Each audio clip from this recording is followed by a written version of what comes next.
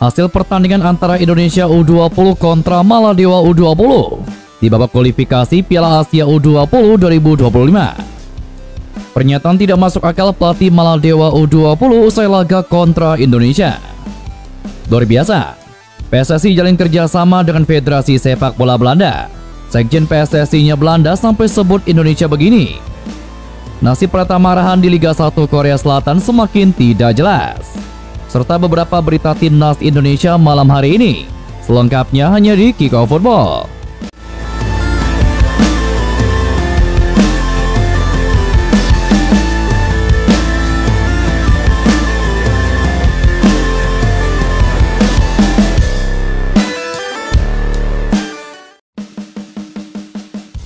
Laga antara timnas Indonesia U20 kontra Maladewa U20 baru saja usai.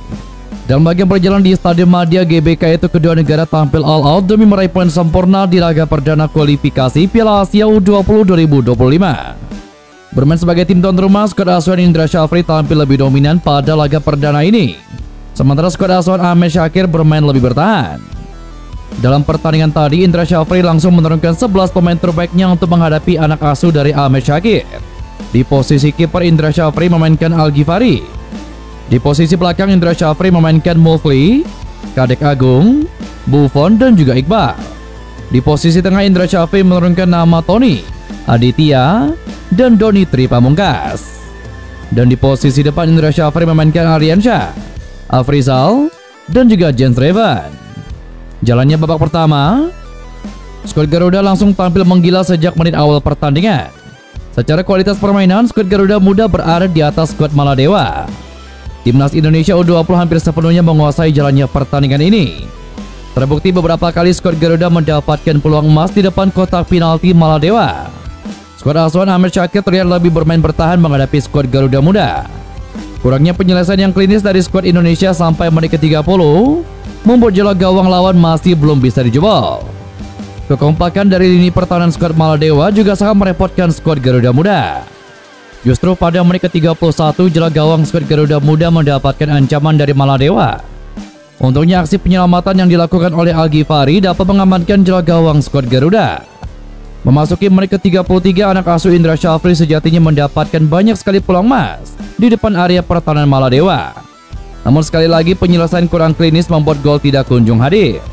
Kiper Maladewa, Yamin, tampil sangat luar biasa pada babak pertama ini. Hampir 6 kali ia melakukan save krusial. Lini serang skuad Garuda Muda terlihat cukup frustasi dengan aksi dari Yamin. Hingga babak pertama usai, tidak ada gol tercipta untuk kedua negara.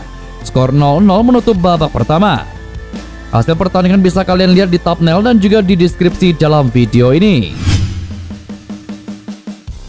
Usai laga Indonesia U20 kontra Maladewa U20 tadi, pelatih Maladewa langsung memberikan komentarnya. Sebelumnya ada cerita menarik yang dibawa Maladewa di kualifikasi Piala Asia U20 2025. Menghadapi skuad timnas muda Indonesia tadi, sebagian besar pemain mereka pelajar. Maka pelatih Ahmed Syakir harus merombak skuad jelang berangkat ke Indonesia. Maladewa punya persiapan bagus untuk bisa bersaing di grup F.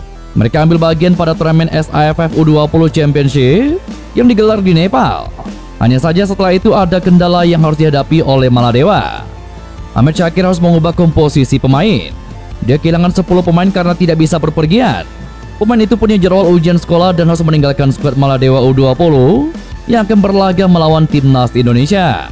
Sebagian dari pemain saya masih pelajar, jadi mereka harus sekolah, dan saya terpaksa mengganti beberapa pemain saya. Itu adalah tantangan berat buat saya, tetapi saya senang dengan persiapan tim kami, kata Ahmed Syakir.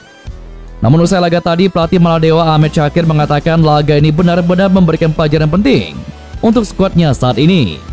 Ahmed Syakir memberikan pujian untuk skuad muda Indra Syafri. Permainan yang luar biasa diakui sang pelatih memberikan tontonan yang menarik. Timnas Indonesia bermain jauh lebih baik dari kami. Mereka luar biasa. Di luar dari hasil pertandingan tadi, saya mengakui ini pertandingan yang menarik dan sangat sulit untuk tim kami. Kami masih bisa berkembang dari yang sekarang. Sama halnya dengan mereka. Pemain muda Indonesia punya banyak pengalaman dalam level permainan yang baik. Kini kami akan maksimalkan sisa laga yang ada, kata Ahmed Syakir. Sekjen PSSI-nya Belanda, Giggs de Jong, menyebut timnas Indonesia tidak akan menjadi raksasa yang tertidur lagi, melainkan raksasa yang seutuhnya. Hal itu diungkapkan Giggs Deyong setelah menandatangani MOU atau kesepakatan antara PSSI dan KNVB terkait kerjasama di bidang sepak bola pada Rabu hari ini. Dalam kesempatan tersebut, Ketua Umum PSSI Erick Thohir menyambut hangat tawaran kerjasama yang diberikan KNVB untuk percepatan prestasi sepak bola Indonesia. Menurut Erick, konsistensi prestasi juara Piala Eropa 1988 itu dan pembinaan terstruktur di berbagai level usia pemain di Belanda menjadi dasar kolaborasi antara dua federasi yang memiliki hubungan historis panjang. Kami terus berusaha untuk membangun sepak bola Indonesia dengan kolaborasi bersama pihak lain. Hari ini PSSI menjalin kerjasama dengan Federasi Sepak Bola Belanda atau KNVB dalam beberapa bidang. Terima kasih untuk Sekretaris Jenderal KNVB, Giggs Deyong, yang sudah menganggap kami seperti keluarga dan sharing tentang bagaimana sepak bola di Belanda bisa maju seperti saat ini. Semoga sepak bola Indonesia dan Belanda bisa mendapat banyak manfaat dari kerjasama ini, kata Erick Thohir.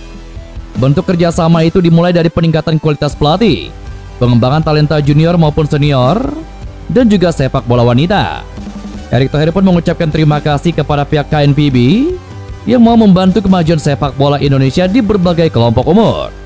Sementara itu, Giggs Deyong juga memberikan tanggapan positif terkait kerjasama yang akan dibangun oleh kedua belah pihak.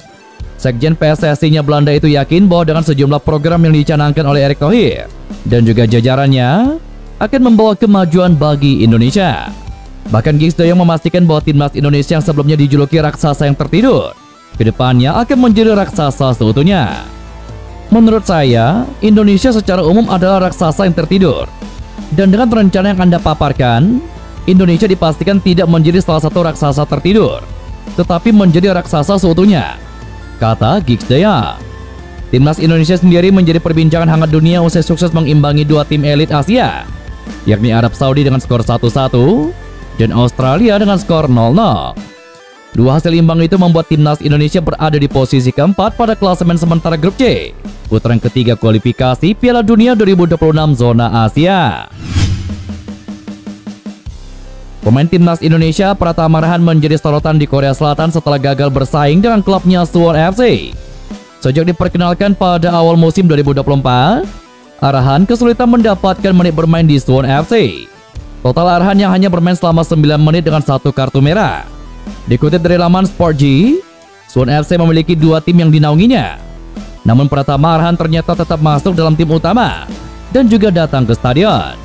Pelatih Suwon FC, Kim Yoon Jong, tetap menyertakan Pratama Arhan ke pelatihan tim termasuk membawanya ke pertandingan. Disinyalir kesibukan Pratama Arhan bersama timnas Indonesia membuatnya semakin kehilangan posisi di Suwon FC. Sayangnya posisi Pratama Arhan di timnas Indonesia pun mulai tidak stabil. Sempat menjadi andalan Sintayong, kini Pratama Arhan pun mulai kehilangan posisi di timnas Indonesia dan bahkan tidak mendapatkan menit bermain. Pratama Arhan tidak bisa menunjukkan kemampuannya secara maksimal karena harus melakukan perjalanan antara Korea Selatan dan Indonesia yang merupakan jadwal tidak mudah untuknya. Kembali ke Korea Selatan, dia tidak menunjukkan daya saing karena sudah kelelahan dari perjalanannya selama FIFA Matchday, tulis laporan Sport G. Sementara itu, seorang pejabat Suwon FC mengakui Pratama Arhan sebenarnya berusaha untuk mendapatkan tempat di tim utama. Sayangnya Arhan mengalami kesulitan hingga hanya mencatatkan 9 menit waktu bermain. Dan itulah beberapa berita timnas Indonesia malam hari ini. Jangan lupa nantikan berita-berita seputar timnas Indonesia selanjutnya hanya di Kickoff Football.